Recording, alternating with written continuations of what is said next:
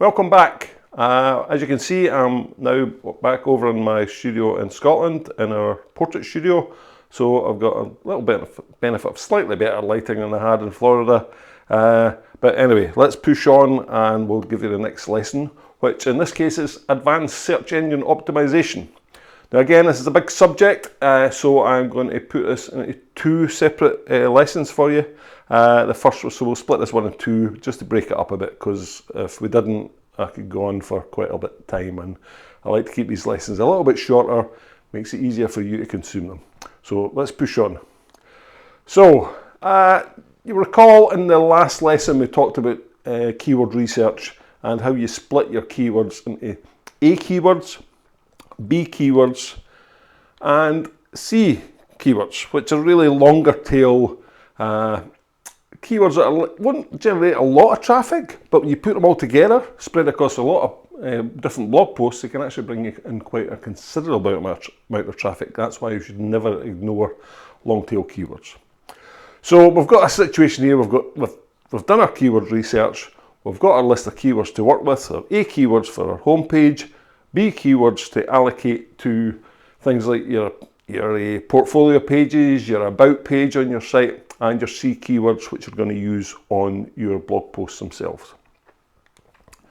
So let's talk about on-site optimization. How do we optimize our blog posts? Well, let's think first of all, why do we actually have a blog on our website? Now, for SEO, blogging isn't necessarily mandatory. You don't have to blog on your website. On my portrait website, I don't do any blogging now.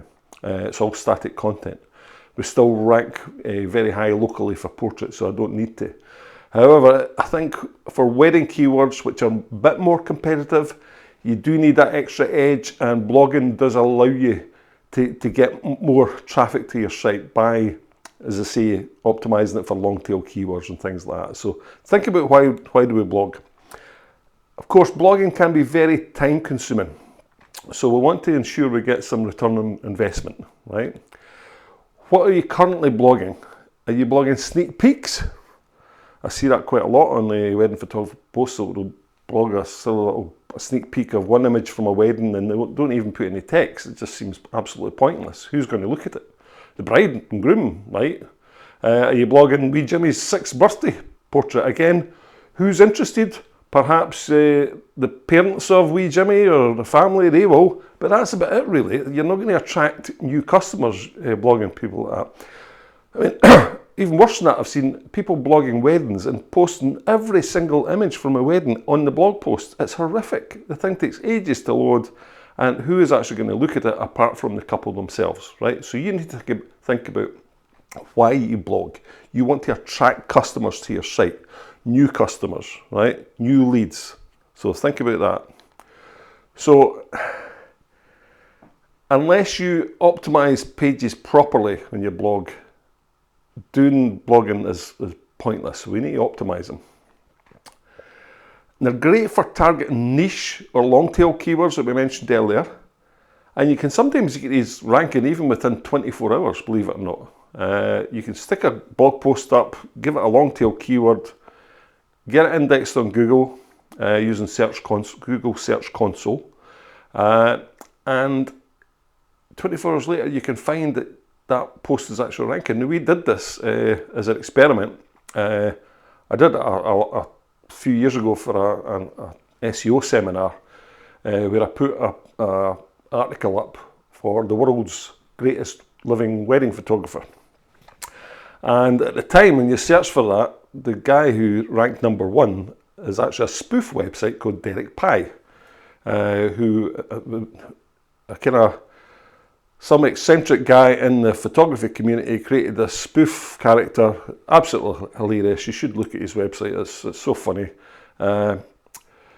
It can be a bit crude at times, so if you're of a nervous disposition, you might not want to look at it, but it's quite funny. So he was ranking first. So I decided to put a blog post up describing myself as the world's greatest living wedding photographer as an absolute spoof. And within 24 hours, I was actually number 1 in the rankings, above Derek Pye for that term. And I just did it for the laugh and I took it down. Anyway, with me doing marketing for photographers' website now, I actually did it again, just as an experiment, to see if those same techniques that we used back then, in 2014 this was, still work today to rank these blog posts. And sure enough, I'm currently #1 for the world's greatest living wedding photographer. Now, of course, I'm not, but according to Google, I am, so I'll take that. So, you can blog weddings, obviously. I mentioned, a situation where people blog weddings and put 800 posts in. Yes, blog weddings, but think about the purpose of why you're blogging a wedding. You're not blogging a wedding for the client that you've done, right? You're already giving them a service. They're going to get your wedding album. We're going to have their digital photographs or whatever we're going to get. You've done the service for them. The reason you're blogging that wedding is to get new clients, right? Not your old client, it's a new client. So that's the reason for blogging the wedding. So we need to optimize that in that way, right? You've got to think about, why would anybody be coming to look at this blog post? And the reason we might want to look at it is because you're blogging about a wedding at a particular wedding venue. So we would optimize it for the venue, not for the client, not for any other reason, but we want to basically outrank the hotel's own websites if we can. One quick thing about blog posts, and I think it's important, especially if you don't blog very often, is to make sure in your WordPress theme or Squarespace, new teeth I need, Squarespace, sites like that, make sure you don't show the blog post dates on your site. The reason being, if you get busy during the wedding season or whatever, somebody goes to your site, looks at your blog, and they see the last time you posted something on your blog was 6 months ago, they might think, oh my God, he's gone out of business, or he's not very active, or he doesn't get many weddings. So make sure you take those dates away. So everything that you post is what we call evergreen. Anybody can go to a post and it could have been written yesterday, right? That's the kind of thing you've got to think about. Right, so how do we start optimizing this blog post? First thing we do is we look at the blog title. And if you're using WordPress, you should use a plugin like Yoast, or there's a new one I've been using called Rank Math. That will give you an opportunity to put in what we call the SEO title. You've got your blog title, which is what people see at the top of your blog post, but you also have an SEO title, is what Google will see as far as that blog post is concerned. And that's where you put your long tail keyword for a blog post. Right? We're going to use these, remember, these C keywords. These are where we put these long tail keywords. Right? Think of snappy titles that people might actually search for. Right? So, for example, if I was doing blogging a wedding for James and Alice, who happen to be married at Grange Manor, I might use the keyword wedding photography at Grange Manor, because if I'm a prospective groom, I might actually use that as a search term to see what wedding photographs look like at the venue I'm considering, to get an idea how my wedding might look. Right? And that is actually quite a common search term for wedding venues. You'll find wedding photography at wedding venue name. Next we'll put so we've got it in the site title. I put wedding photography at Grange Manor and the name of the couple. That's really just to give some uniqueness to the title. I then put because we don't want to use the same titles over and over again. Right? Blog post meta description, again we put the keyword in the actual description. For example, I could write as a description, example of our wedding photography at Grange Manor, that's my keyword. One of the West Coast's most stunning venues for high-end weddings. Now that little bit of extra text is just to get more relevant industry keywords into the description. The blog post URL, now in WordPress you can edit that URL similarly Squarespace or other sites, where you just click on the URL because it will put a default in there. You want to edit that and just change the URL to match exactly your keyword. Right? So in this case, the URL for this blog post would be alanhutchison.co.uk/wedding-photography-at-Grange-Manor.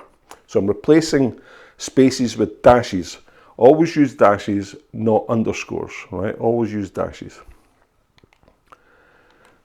The first paragraph of your blog post should include that keyword again, right? So right away, when Google starts looking at your blog post, reading your blog post, it's going to get that keyword instantly in the first paragraph. For example, the wedding of James and Alice reminds us so much of how we love wedding photography at Grange Manor. There's my keyword. As one of the West Coast premier wedding venues for high-end weddings, it is an absolute delight to work at. Again, industry keywords, weddings, venues, locations, getting those keywords in there. In the third or fourth paragraph, now why we say third or fourth paragraph, we're talking about what we call under the fold. If you think you look at a blog post, you see some text at the top, we want to get under the fold, we're going to put a link to what we call an authoritative site related to our keyword. So in this case, an authoritative site related to my keyword wedding photography at Grange Manor is going to be the wedding venue itself, right? So I would link to that wedding venue round about the third or fourth paragraph. The reason you put it there is you don't want right at the beginning that people might instantly leave the post. And make sure when you do create that link that it opens in a new tab so it's remain on the page. Then you write additional paragraphs in your blog post. Now I say you need to get 1,000 words of text in there, right? Some of you that might think, oh my God, 1,000 words, how am I going to do that? Well, you've just got to do it, and you've just got to sit and write it. 200 words, 300 words won't cut it. You need to beat the wedding venue at ranking for their keywords, right? So we need to, when somebody types in wedding photography at Grange Manor, I want my website to be up there, not Grange Manor itself, okay? And believe it or not, most hotels don't have a clue about search engine optimization, so it's actually pretty easy to beat them. Now, somewhere within the body of the text, you want to put a link back to your home page using your A keyword. Remember your A keyword, right? In my case, Scottish wedding photographer. And this is called interlinking between pages, or internal linking. That is very important.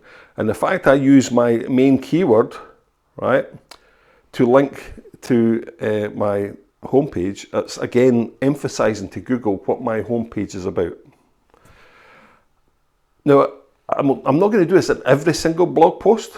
I'm not going to always link to my homepage. I might link to my wedding photography portfolio, for example, and use that wedding photography portfolio as a keyword to link to it, again, because it's a nice keyword. Images, use 5 or 6 images. Obviously your best images from the wedding, and the keywords need to be in the file names of the images themselves. So again, in my case, I would create keywords for each image as wedding-photography-at-Grange-manor-01-02-03, etc. Right? I also need to put my keywords in the alt tags of those images. Now, alt tags are meant to describe an image, so you do have to change them. So you would have your keyword at the beginning, wedding photography at Grange Manor - Alice and James in the wherever, and in the pavilion, right? Just to describe what that image is. Then we're going to add a slideshow, right? Now I use Animoto for slideshows, and I do recommend it. Make a little slideshow of the wedding. This way you can get all your images in if you want, but just a 2-minute slideshow, something like this. Stick it up on YouTube and then embed it into this blog post. Google loves videos, right? And if you've got a video in your blog post, that helps your rankings. And the great thing here is you also get the benefit of you can add a backlink. Now, a backlink is a link from an external website to yours. So when we put the video up on YouTube, in the description of the video on YouTube, I'm going to put the link to this blog post that I've just written. And that link will become a backlink to my new blog post. So instantly I've got a backlink for my blog post, which helps it rank. Now, if you take a look at this page, this was an example of a wedding blog post I did. An Australian wedding at Oracle Pier. And the keyword for me was weddings at Oracle Pier, which is, you see there marked in red. And we had links out to external websites. We had links to the Humanist, the Humanist Society, the Humanist person that actually did the ceremony. So external links are important as well, just to show to Google you're not keeping all you're doing what the web does and you're linking out to other people, excuse me. So, page linking. Page linking is vital as it allows Google to navigate your site as well as your client, right? So that's why we're talking about doing these internal links. It's vital. When you link from one page of your site, think of that link as a keyword description of the page it's linking to. So you're basically describing to Google what the page I'm pointing to is about. So if I was linking to my about page, my link text might be something like, you can find out more about Alan Hutchinson Photography, and that's the bit it would be the link, the bit I've marked in red there, because it's describing exactly what this page is about. It's about Alan Hutchinson Photography. And I'm encouraging Google to say, if anybody types in about Alan Hutchinson Photography, they're going to go to my about page. I don't want them to go to my home page for that keyword. I want them to actually go to the page that they wanted, because that's the point about Google. Google wants to deliver the answers to the questions that people ask. They want to be the solution. So if somebody typed in about Alan Hutchinson Photography and they got my contact page, for example, that would just annoy them, right? And they'd instantly leave that page. That's called a bounce. Now, on the about page, I've linked to, I then might want to link back to my home page. And for that case, I'll be using my main keyword, which again, in this case for me, was Scottish wedding photographer. And I would wrap that text around that. So Alan Hutchinson is a Scottish wedding photographer based in Stirling who photographs weddings throughout Scotland and the UK. So again, keyword, it's in context, it's in the context of a sentence. I've got other nice keywords wrapping around it. It's a great link to have. Don't use keywords on every single link, however, right? You want to also use links where you would have text like just say read more, or click here, or find out more, right? These are called, it's basically making your link profile looking a bit more natural and not all just keywords, right? You've got to keep it all kind of split up. The next thing we're going to talk about is what we call a silo structure. And this is where WordPress categories come in. Fantastic for this. And this is particularly good for wedding venues. If you think about how WordPress works, you have a blog post that sits within a category. And if you actually go to the category page on your WordPress site, which a lot of people don't actually realise this, you will then see all the blog posts that have been placed in that category. Categories really help Google to spread what they call PageRank evenly throughout your site. If you think of PageRank as, the easiest way to think about it is Google Juice. So if I've got a big jug of Google Juice and I pour it on my home page, each link on my home page is effectively a hole that Google Juice is going to drip through, right? I want to keep some of it on my home page because that's the most important page, but I also want to spread it through my site. But I don't want to spread it too thinly. I want to spread it in a structure, quite a narrow structure going down, almost like a organisation chart, right? Not a wide organisation, a narrow organisation. And this is where categories come in. So my main links on my home page would really be looking at those categories. That's why I don't want to have too many categories, and we'll talk about that.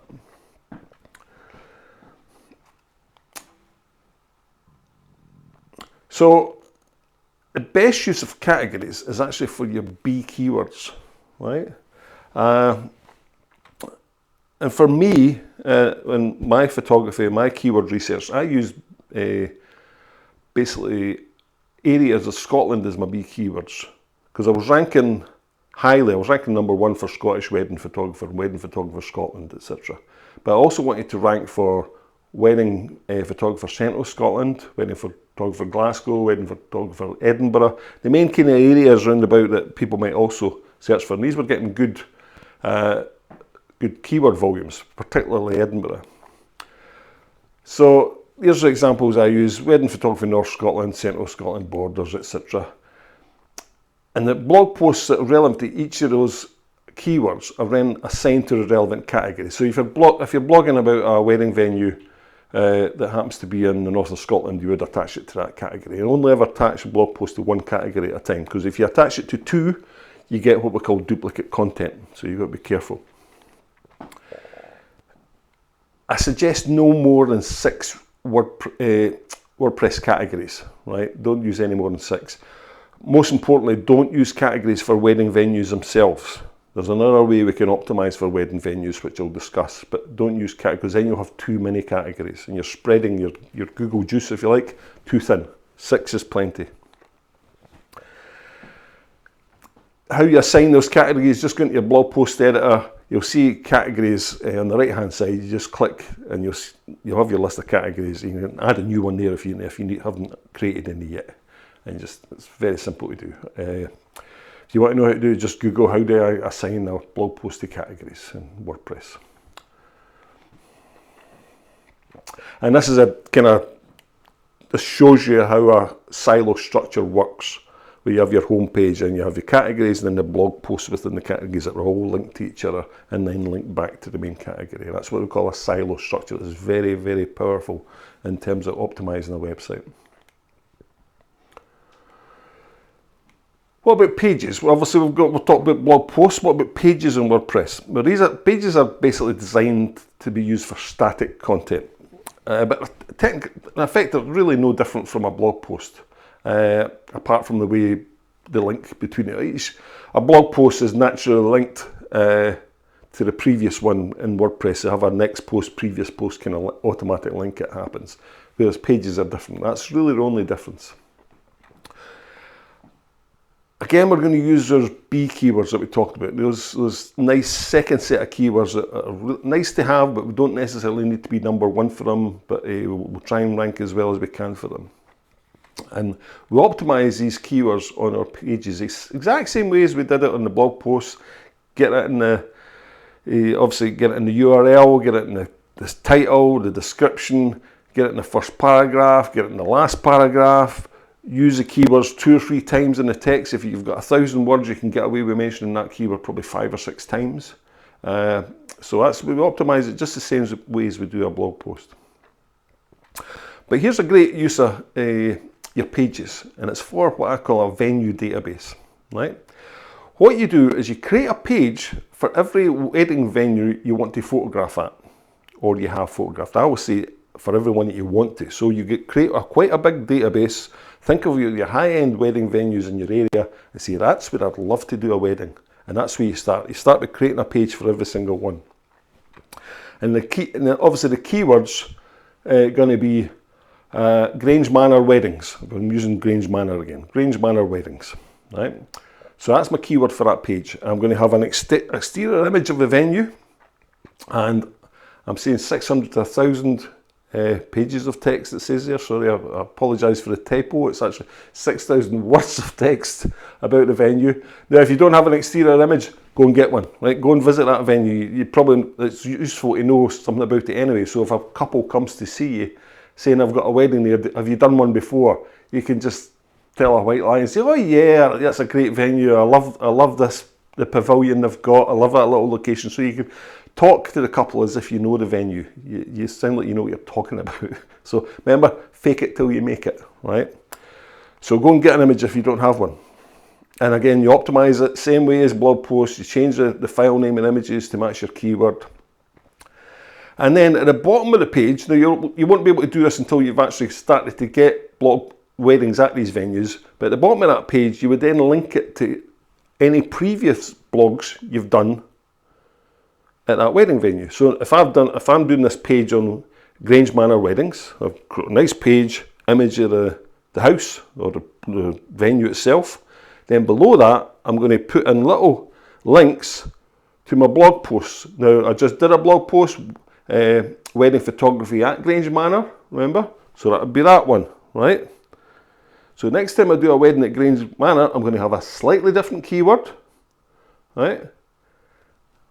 Obviously a different couple, and I would put a link back to that in this article again. So over time, I'm going to build up a little database where I'm going to my page for the venue, and I'll then see every wedding I've ever done at that venue underneath. And that's a great use of your blogging time and resources, because you will start to rank well for this keyword. So Grange Manor weddings, whatever venue you're using there, but you will actually start to rank in that alongside the wedding venue itself. So you're going to get people seeing your details before they've even booked a wedding venue. And that's where you want to be. So I'm going to stop there. That is the first part of advanced search optimization. In the next lesson, we're going to part B. I don't want to make these things too long again, so we'll leave it there, and I'll see you in the next lesson.